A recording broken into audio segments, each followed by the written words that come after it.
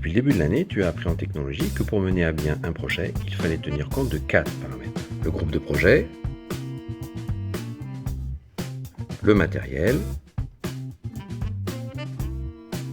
les règles, non pas celle-là, les règles de vie, et le temps.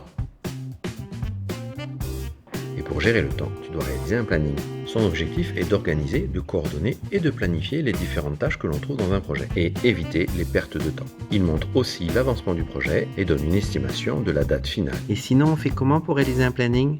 Toi et tes copains, bougez pas et je vous montre la suite.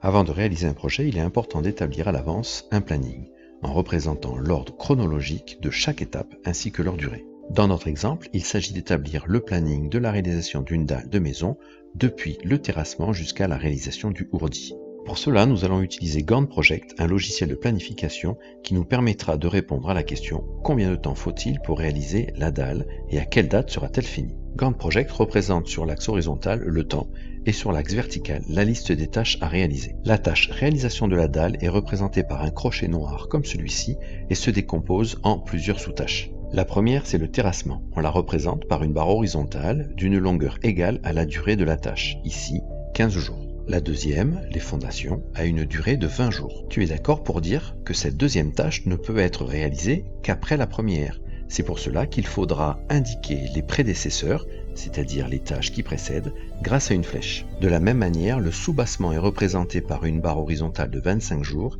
et par une flèche indiquant que son prédécesseur est obligatoirement l'étape des fondations. Idem pour la quatrième et dernière tâche concernant la réalisation du ourdi. Une fois que toutes les tâches sont saisies dans le logiciel, celui-ci indique automatiquement la durée totale de la tâche. Lorsque les tâches se suivent comme ici sur l'exemple, on dit qu'elles sont en série. Il se peut, comme sur l'exemple suivant, que les tâches se réalisent en même temps, comme la tâche E et F. Dans ce cas, on dit qu'elles sont en parallèle. Enfin, il est à noter que le logiciel tient compte des jours qui ne sont pas travaillés, comme les week-ends par exemple. Et si tu indiques la date de début de la première tâche, le logiciel calculera automatiquement la date de fin.